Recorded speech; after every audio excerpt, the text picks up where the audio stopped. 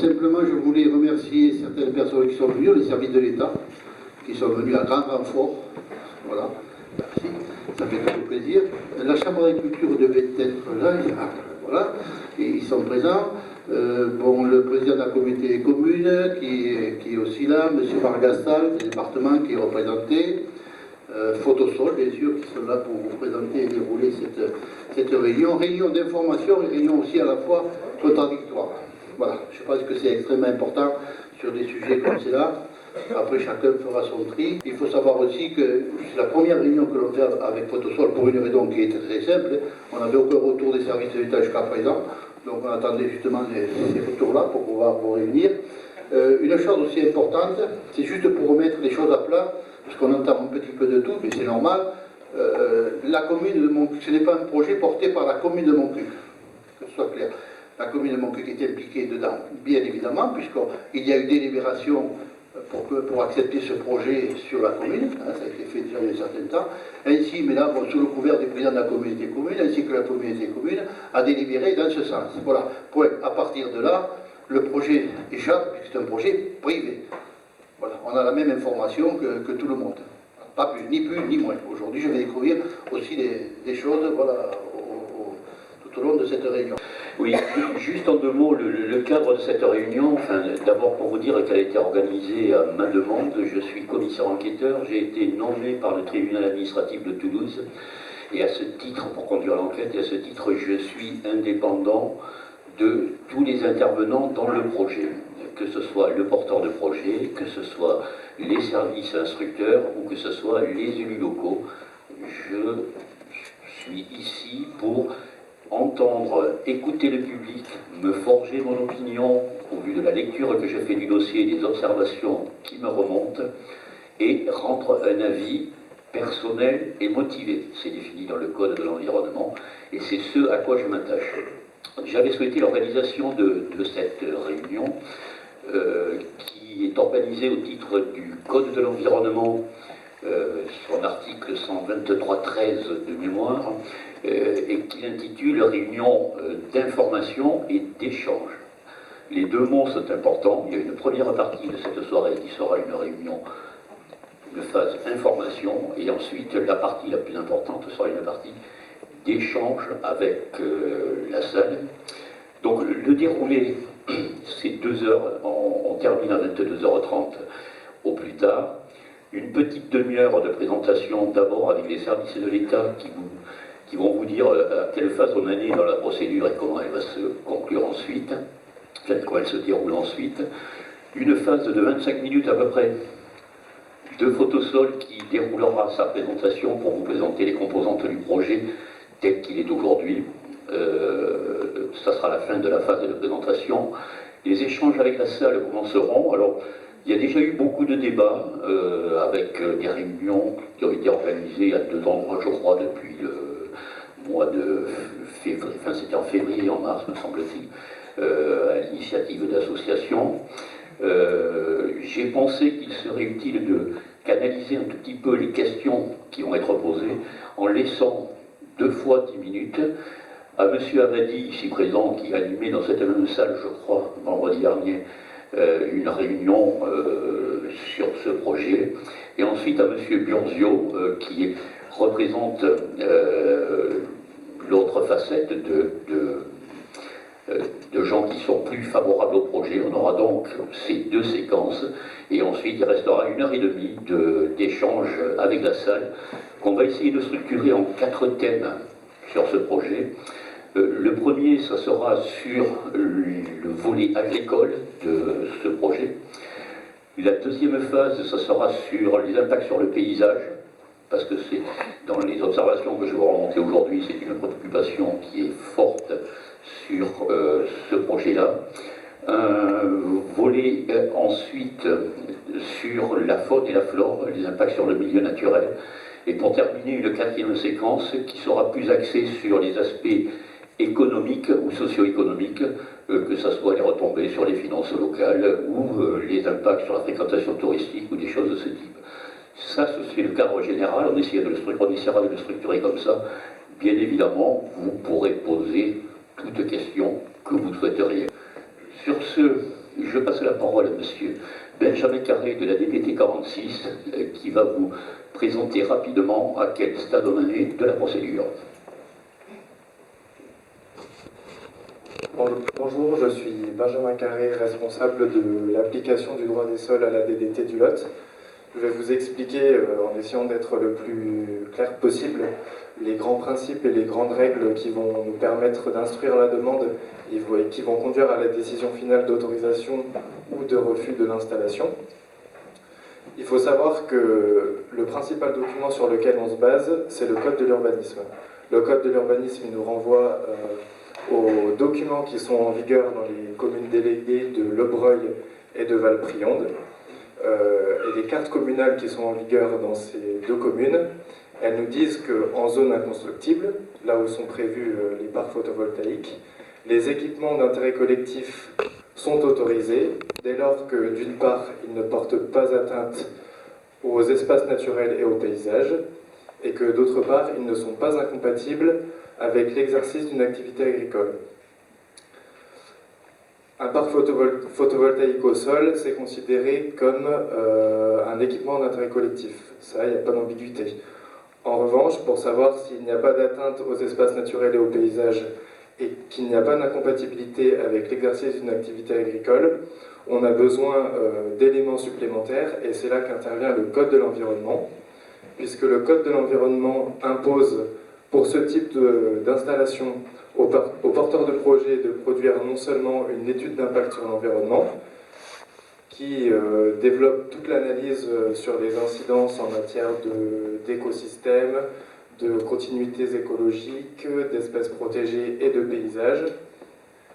Et d'autre part, s'agissant de terres qui sont aujourd'hui cultivées dans le cadre d'une activité agricole, le Code de l'environnement et le Code de la rurale, de la pêche, et je ne sais plus les titres exacts, le Code rural et de la pêche maritime impose également la réalisation d'une étude préalable agricole qui va permettre d'établir les incidences de l'installation sur l'activité agricole dans un périmètre élargi et quelles mesures de compensation ou d'accompagnement peuvent être mises en œuvre. Ça, c'est les grands principes. Comment ça se concrétise dans le cadre de ce projet? Au printemps 2020, la société Photosol a déposé 3 permis de construire pour les 3 sites d'implantation des projets, qui ont été reçus, analysés par les services de la DDT et qui ont fait l'objet d'une première étape d'instruction. C'est notamment dans ce cadre qu'on a sollicité les avis de ce qu'on appelle les personnes publiques associées. Ce sont des personnes qui sont mentionnées dans le Code de l'environnement, à savoir les collectivités intéressées par le projet, donc bien sûr les communes et les communautés de communes qui sont concernées par le projet. D'autre part, on a lancé des consultations auprès des personnes publiques qui interviennent dans l'instruction.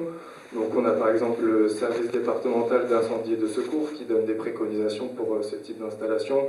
On a également Enedis et toutes les personnes dont vous trouverez les avis dans le dossier qui a été mis en ligne sur le registre numérique. À partir de ce moment-là, on a pu enclencher la deuxième phase d'instruction. Donc on a reçu de la part du porteur de projet l'étude d'impact sur l'environnement dont je vous parlais et l'étude préalable agricole. On a transmis ces documents, notamment l'étude d'impact sur l'environnement, aux services de l'État qui sont spécialisés sur ces questions. Il s'agit de la mission régionale d'autorité environnementale, la MRAE, qui a produit un mémoire avec un avis, un certain nombre de préconisations, de remarques et de recommandations. J'imagine que vous l'avez vu sur le registre numérique. Pour ce qui concerne l'étude préalable agricole, elle a été analysée par les services de la DDT. Vous avez trouvé leur avis sur le registre numérique. Elle a également été présentée à la CDPNAF, la Commission départementale de préservation des espaces naturels, agricoles et forestiers, qui a également rendu un avis favorable à l'automne 2021. En réponse à l'avis de la MRAE, il est prévu que le porteur de projet puisse apporter des compléments et des précisions, et c'est ce qui a été fait en octobre 2021 par Photosol. La DDT a reçu ces différents éléments et à partir de ce moment-là, on a pu enclencher la dernière phase d'instruction. C'est celle qu'on vit aujourd'hui, c'est la phase d'enquête publique. C'est l'ultime étape avant la décision finale. À l'issue de la phase d'enquête publique, il y a un rapport, une synthèse des opinions émises par le public qui sera produite et le commissaire enquêteur, dans un document séparé, exprimera aussi ses opinions personnelles et motivées comme il a été dit. Sur la base de tous ces éléments, donc pour récapituler, les permis de construire, le code de l'urbanisme, l'étude d'impact sur l'environnement, l'étude préalable agricole, l'avis de la MRAE, l'avis de toutes les personnes publiques associées au projet. Le préfet rendra, dans les délais qui sont prévus par les textes, une décision finale d'autorisation ou de refus. Je me présente, M. Zedekian, donc je suis responsable du projet depuis 4 ans maintenant. J'ai travaillé depuis le début sur ce projet. Donc, le projet agrivoltaïque sur la commune de Montcuq. Donc, on va présenter cette présentation en 5 parties. Qu'est-ce que l'agrivoltaïsme Parce qu'on ne sait pas trop ce que c'est et c'est une bonne question. Quels sont les bénéfices attendus et les impacts sur le territoire demain? Et enfin, le débat qu'on attend tous pour pouvoir échanger ensemble, suivi d'annexes qui pourra être présenté en tant que support. Donc, qu'est-ce que l'agrivoltaïsme Donc, je ne vais pas rebondir sur les propos de M. Carré, mais c'est un peu ce qu'il vient de dire. L'agrivoltaïsme, c'est la coexistence de deux productions significatives, donc sur une même parcelle. Ça, c'est dans la loi. Vous avez une production significative si bien d'un point de vue électrique, mais aussi d'un point de vue agricole. Donc, c'est la complémentarité de ces coexistences qui font qu'on définit un projet d'agrivoltaïsme tel qu'il est.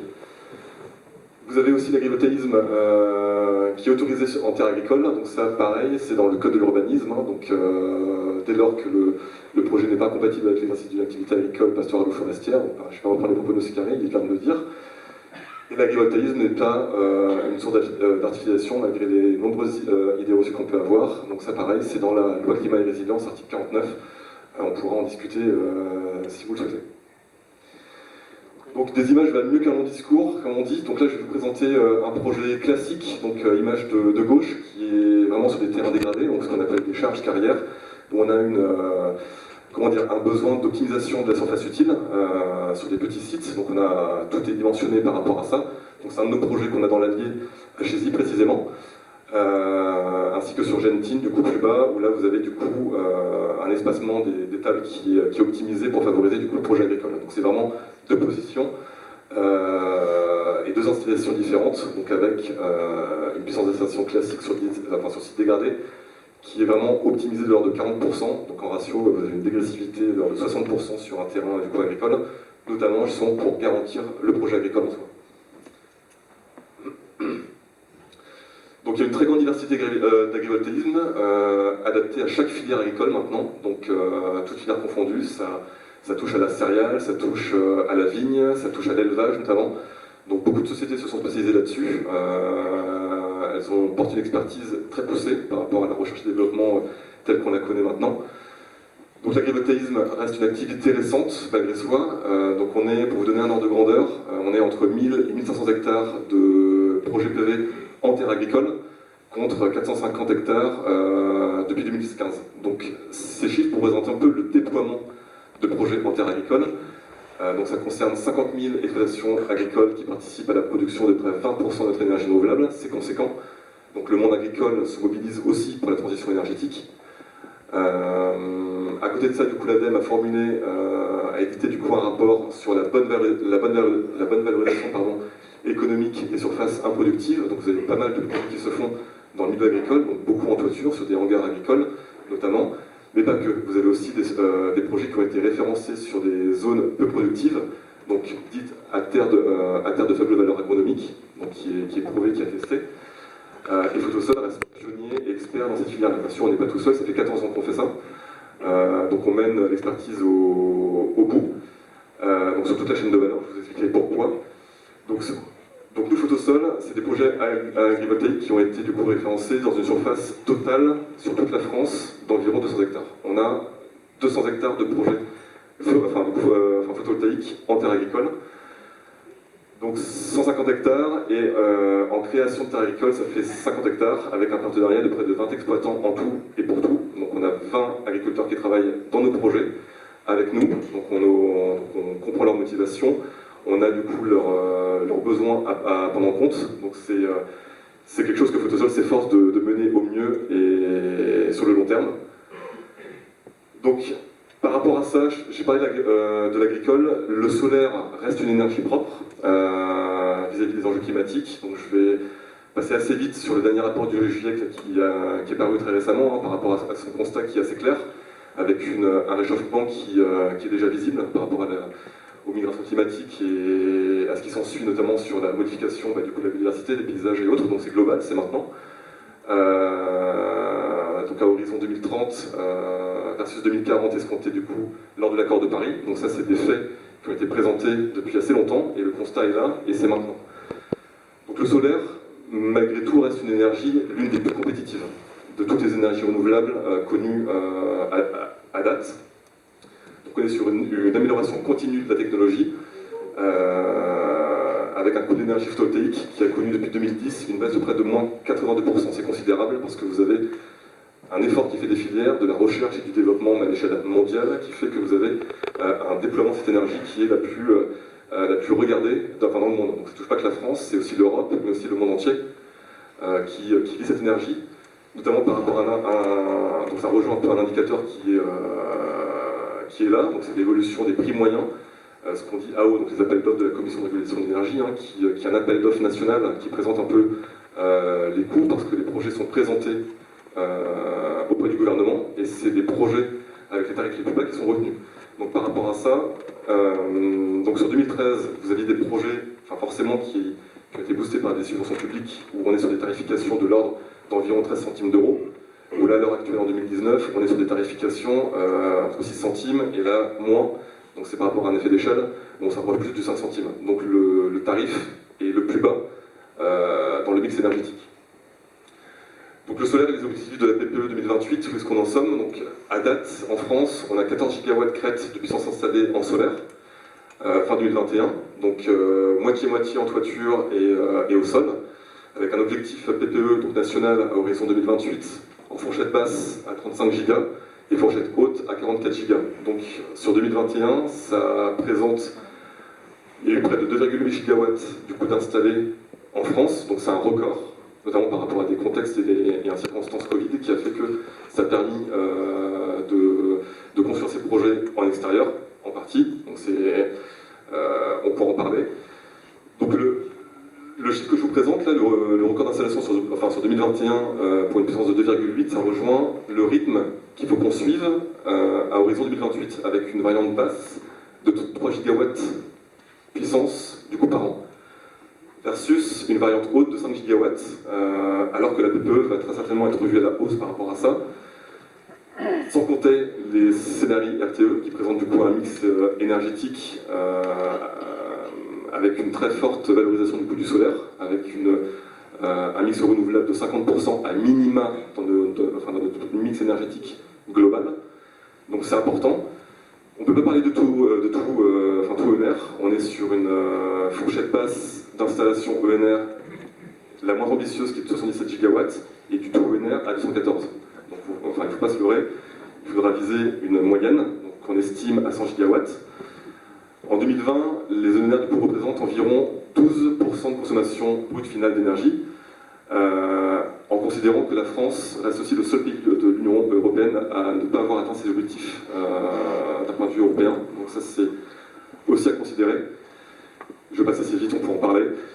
Par rapport au panorama national, donc l'Occitanie est une région très bien placée en termes de déploiement des ENR, notamment par rapport à sa géographie, son ensoleillement, sa topographie. À contrario du coup de la PACA, qui était une des régions avec une très forte capacité énergétique, notamment par rapport à l'ensoleillement. Donc ça c'est vraiment vis-à-vis des territoires et des géographies nationales. Et la Nouvelle-Aquitaine qui est forcément au premier plan parce que, comme vous le savez, elle a des très grands espaces qui favorisent du coup la mise en place de parcs solaires au sol, avec des topographies favorables, du raccordement et des conditions qui permettent de favoriser ce type de projet. Sur le plan du micro, donc à l'échelle l'échelle régionale. Donc c'est aussi une condition qui a motivé Photosol à travailler sur le département, parce qu'on s'est rendu compte que le Lot avait moins de capacité du coup photovoltaïque implantée sur son département, vis-à-vis d'autres départements qui sont plus fournis. Donc c'est aussi une motivation pour Photosol de développer des projets sur ce territoire. Donc je passe les conditions de la Lozère, des Hautes-Pyrénées, de l'Ariège et autres. Chaque département a des disparités et des conditions particulières qui font que vous avez plus de projets qui se développent sur d'autres départements plutôt que d'autres. Donc on pourra en parler. Tout ça pour vous dire que les objectifs régionaux sont actés, donc ça c'est par rapport au SRADET. Donc on est sur un objectif Occitanie à horizon du coup 2030 sur 6 giga 3, là où on est à l'heure actuelle à près de 43% de l'objectif. Donc le rythme est encore à soutenir et on s'efforce de faire au mieux pour maintenir ces objectifs au mieux dans le temps et avec des projets idéaux. Pourquoi le projet de Montcuq et pas un autre territoire? Donc ça c'est une réflexion, c'est une bonne question que vous devez vous poser. Oui. Donc, il faut savoir que c'est un projet qui est très ancien, qui a fait l'objet de beaucoup de réflexions en termes de compromis, notamment avec le monde agricole. Donc on a travaillé beaucoup avec les filières et les exploitants. Donc les premiers échanges datent d'été 2017, où on a pu du coup rentrer en contact avec l'exploitant principal du coup céréales qui occupe la majorité des emprises. S'en est suivi une rencontre avec le jeune agriculteur que vous devez connaître, aussi, donc qui est en proximité immédiate du site. La Chambre d'agriculture pour présenter et voir leur position et leur opinion par rapport au projet et au projet agricole, son avis qui s'en est suivi. Donc à partir de là, donc ça fait, comme vous le voyez, c'est un an de réflexion pour voir si un projet peut être viable dans des conditions de terre agricole et sur un état initial d'activité. Donc c'est un temps long. Donc s'en est suivi, bien sûr, discussion avec les instances de l'État, la commune, comme M. Davard venait de le dire, la communauté de communes, la DDT, quand on a présenté le projet en 2018 lors du pôle ENR avec l'ensemble des services. Donc c'était conséquent, c'était une vraie réflexion. Ce qui a motivé in fine, du coup, un dépôt d'une demande de permis de construire, enfin de nos demandes de permis de construire horizontée de 2020, et s'en est suivi du coup toute instruction, peut-être que M. Carré l'a évoqué, jusqu'à maintenant, donc l'avis de la MRAE, l'avis de la CDPNAF, compléments sur avis qui ont motivé du coup la modification de notre projet en conséquence. Donc en synthèse et en substance, ça rejoint 5 ans de réflexion, c'est beaucoup, c'est pas commun par rapport à un projet classique. On a porté des bases fines et des études poussées au mieux pour le projet. Donc le projet a été regardé sur une variante initiale d'environ 130 hectares. En gros, c'est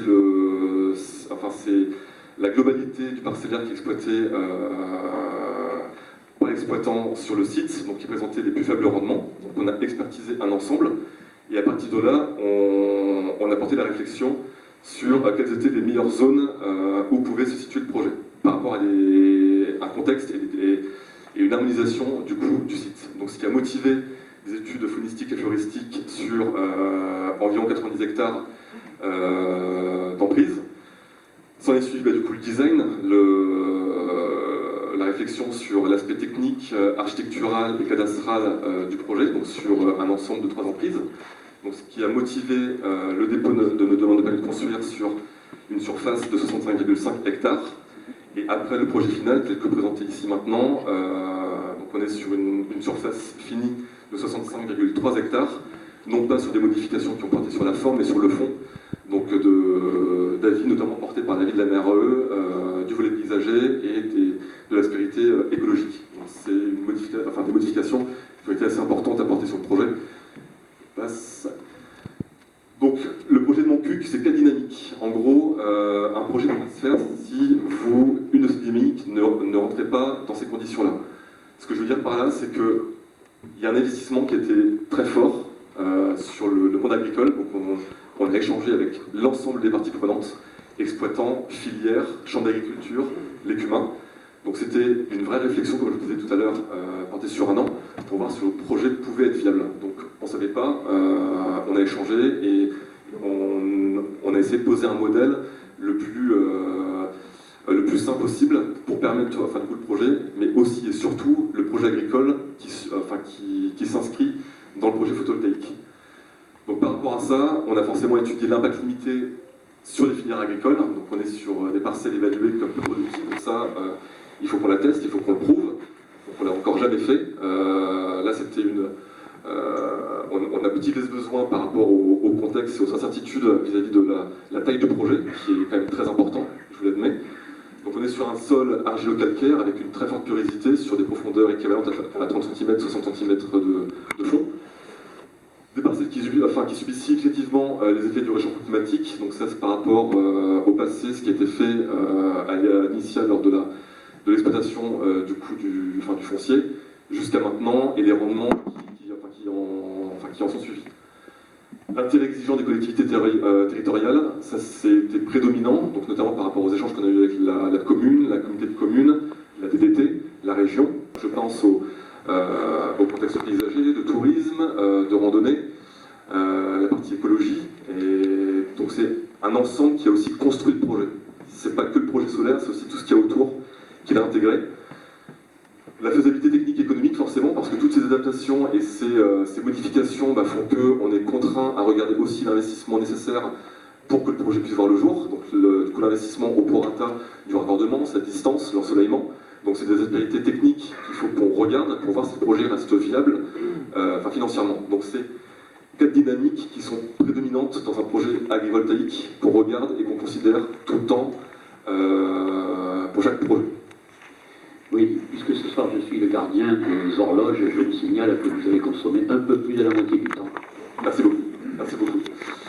Donc forcément, ça fait l'objet du coup d'expertise faunistique et floristique, donc selon le schéma RCAS, donc éviter, réduire, compenser, accompagner et suivre, c'est pas pour le terme barbare.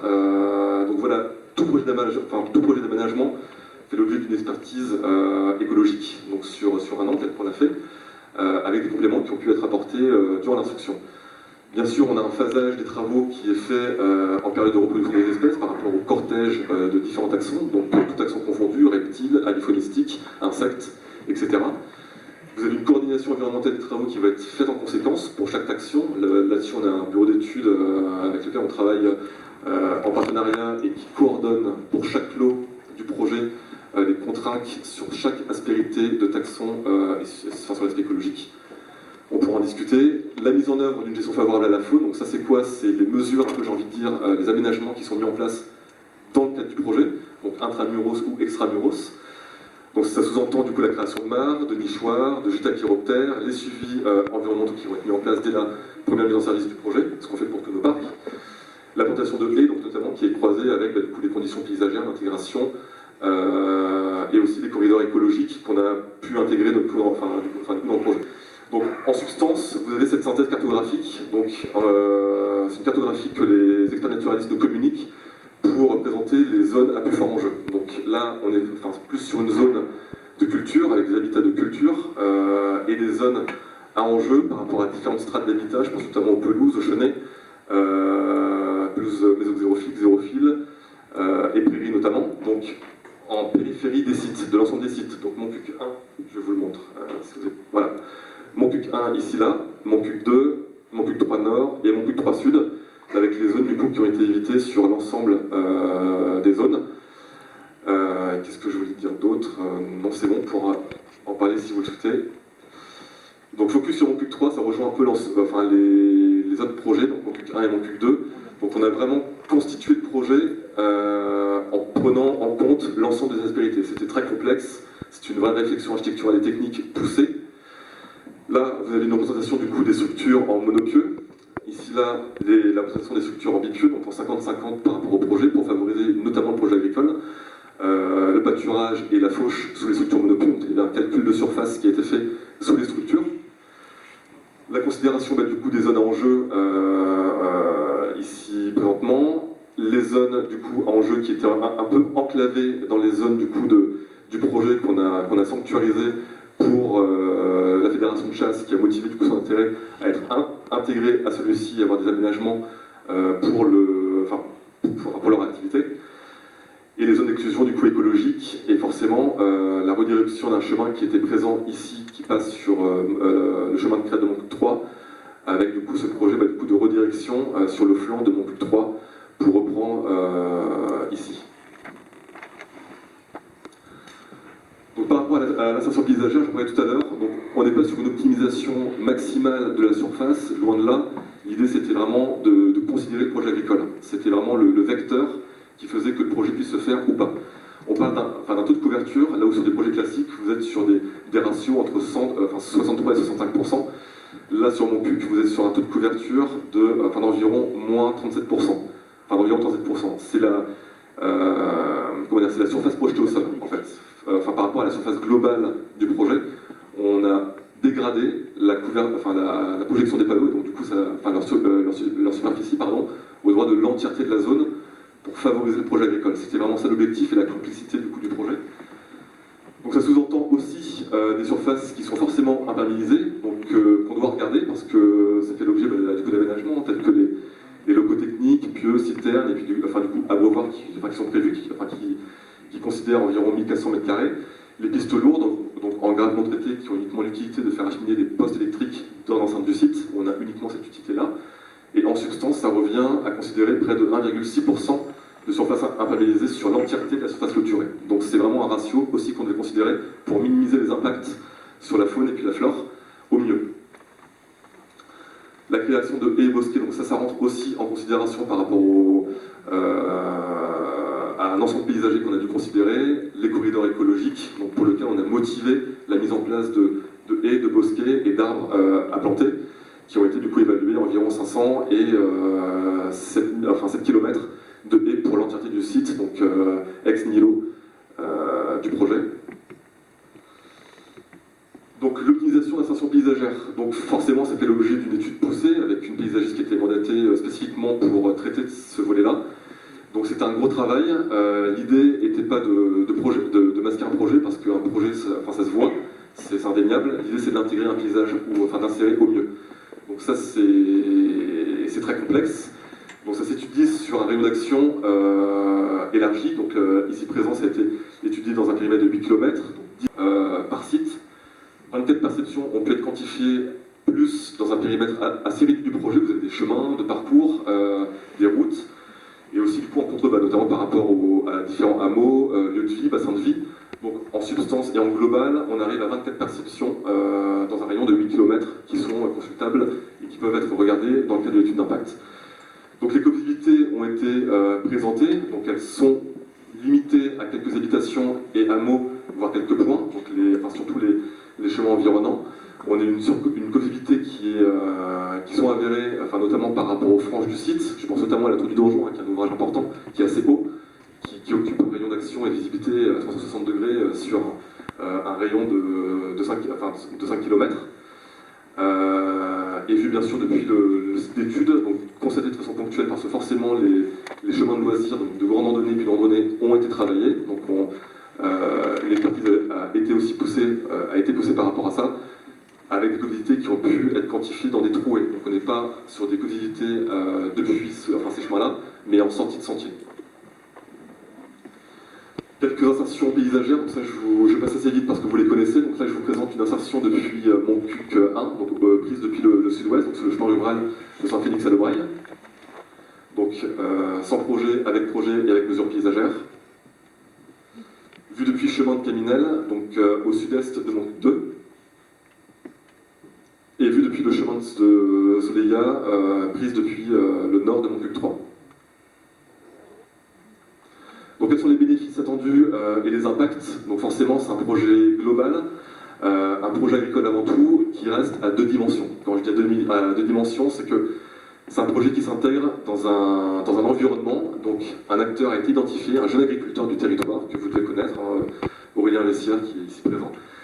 Une exploitation ovine en place, donc qui a été évaluée à date du montage de l'EPA à 130 brebis blanches du Massif central, où le projet agricole prévoit de faire monter à 250 têtes. C'est le projet agricole, tel que convenu avec l'ensemble des parties prenantes.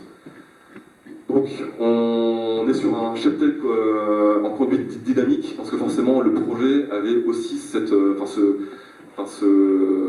vecteur et ce point vraiment important d'avoir une architecture en 3 îlots, ce qui permettait du coup un pâturage tournant et un repos des prairies pour aussi minimiser les impacts sur la flore et sur la faune, pour aussi laisser reposer du coup les sols et faire en sorte qu'on ait un pâturage tournant optimal et garantir le bien-être animal et le confort de travail pour le jeune agriculteur. Donc on est sur une gestion parcellaire adaptée. Donc comme je vous le disais, on en viendra parce que c'est assez technique. Le projet a été travaillé vis-à-vis d'une récolte de fourrage sous monoculture sur 5 hectares, donc 50-50 avec la pâture sous pipieux, et une production en protéines culture pour l'autonomie et la suffisance du cheptel, aussi dans le rayon déjà considéré de l'exploitation du jeune agriculteur, au sud de Montcuq 3, à proximité directe du site. Donc voilà cette carte ici présente qui vous démontre un peu le projet agricole qu'il a été du coup dimensionné au droit des études préalables agricoles. Vous avez du coup le siège et la bergerie ici présente au sud de Montcuq 3. L'itinéraire convenu pour le pâturage tournant entre les emprises de Montcuq 3, Montcuq 1 et Montcuq 2. Donc vous avez cette dynamique de pâture avec l'optimisation du projet avec les structures bipieux et monopieux à 50-50 sur l'ensemble du site. Donc ça pareil, on a adapté le projet photovoltaïque en conséquence du projet agricole. Donc tout a été pensé et considéré pour optimiser et pour le pâturage au vin, avec un point bas minimal de 1 mètre pour favoriser le confort de travail et surtout le bien-être animal. Donc pas qu'il y ait on pourra en parler, je n'ai pas déjà temps de parole limité. Le IR à 3,50 m pour justement optimiser les effets d'ombrage permettant le maintien de la poste d'herbe. Les semis et l'entretien de la prairie, notamment par rapport au couvert végétal qui sera adapté. Les clôtures mobiles et les aquaforts déplaçables pour justement permettre un pâturage tournant facilité. Des clôtures extérieures doublées avec une haie qui facilite justement les protections contre les prédateurs. Et la bergerie à proximité qui fait qu'il y a un confort de travail qui est avéré par rapport aux jeunes agriculteurs pressentis pour le projet. Donc on est sur une réponse à 2 enjeux majeurs, c'est pérenniser une installation, donc de M. Bessières, en diversifiant ses sources de revenus, en développant l'élevage au vin, et maintenir une activité agricole sur des terres évaluées comme peu productives. Ça c'est un fait, c'est un constat, on l'a prouvé, on l'a quantifié, et le but n'était pas de maintenir du coup cette production. Donc c'était vraiment de passer d'une exploitation à une autre et de l'adapter en conséquence. Donc par rapport à ça, le projet touche aussi la filière agricole, donc toute filière confondue, et on a eu du coup un retour des services de l'État qui nous a demandé de procéder à une mesure de compensation collective, notamment par rapport à la filière. Donc on a pu travailler, on a pu échanger là-dessus longuement par rapport à quelles étaient les dynamiques les plus utiles en termes de soutien. Donc on est parti sur le soutien à la filière farine aux consommateurs pour Croustilotte, le soutien aux agriculteurs en difficulté par rapport à Agri-Solidarité Lot, pardon, c'est un grand mot. Et le soutien aux nouvelles pratiques agricoles de désherbage mécanique, vis-à-vis, notamment avec les cubes de Montcuq, de Landouan-Garcy et de Montouberc. En termes d'emplois locaux, donc le projet en termes de timing est évalué à 9 mois, donc forcément Photosol essaie de reconsidérer à la baisse cette durée-là, elle est objective, donc ça c'est, on fera tout pour essayer de maintenir cette durée au plus bas. La préparation du terrain donc, sera aussi bénéfique, notamment par rapport à un ensemble de l'eau. Donc Photosol privilégie des acteurs, mais on est aussi là pour favoriser les entreprises du coup locales.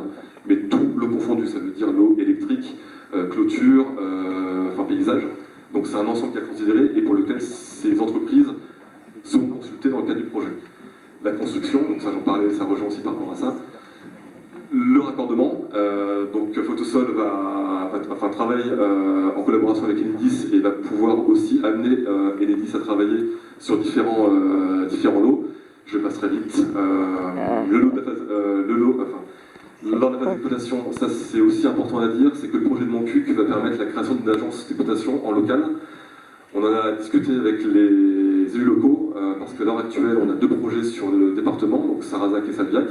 Le projet de Montcuq va permettre de créer cette agence, parce qu'on est sur un déploiement d'agence sur un ratio de 50 MW de projet pour justement faciliter le travail en local et optimiser du coup et fluidifier la maintenance au droit de nos projets. Donc par rapport à la consultation en entreprise, donc ça c'est une représentation de Gaillac qu'on a fait dans un périmètre de 100 km pour l'entreprise la plus lointaine, mais on est sur des périmètres assez rapprochés, donc forcément Photosol le fera pour Montcuq. Comme vous le savez, on est sur une production estimée à l'ordre de 45 MW crête, ce qui en production, de puissance en production on est à 59 GWh par an, qui couvre une une couverture énergétique en consommation projetée par l'ADEME de l'ordre de 107% du parc immobilier maison de la communauté de communes. Donc ça, c'est pareil, je pourrais vous envoyer les chiffres par rapport à ça.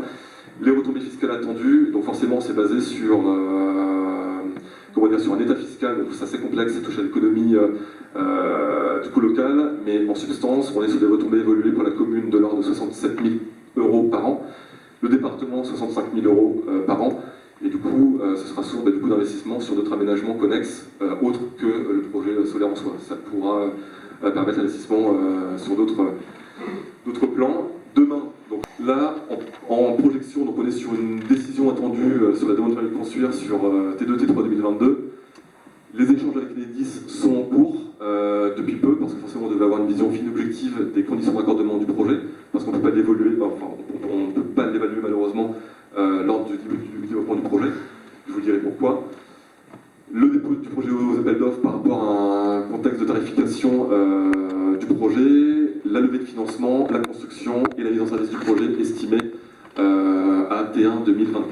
C'est la projection telle que l'on présente. Donc on est sur un investissement global et total d'environ 35 millions d'euros.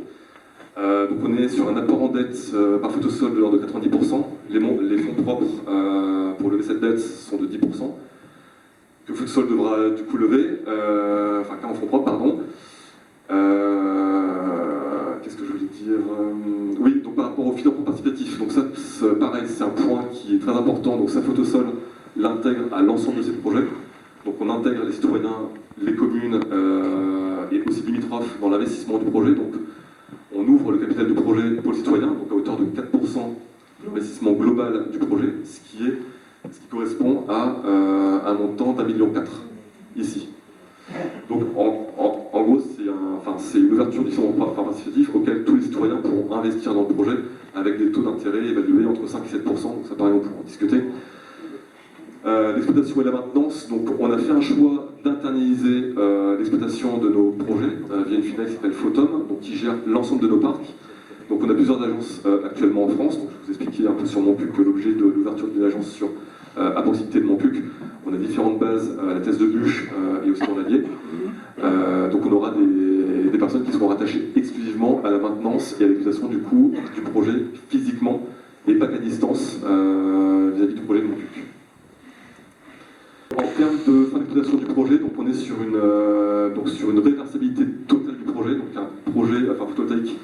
Le bénéfice à ça, c'est qu'il est entièrement réversible, recyclable à majorité, donc notamment par rapport aux structures acier, les panneaux, donc à hauteur de 97% avec une filière dédiée, donc je pense notamment à PV-Cycle, qui coordonne, qui suit la réceptivité du coup des panneaux, et du coup Photosol et l'ensemble des acteurs de la filière photovoltaïque payent une taxe, une écotaxe, pour justement, lors de l'achat des panneaux, pour contribuer à cette gestion du coup de recyclabilité du coup des panneaux. On pourra en discuter lors du débat.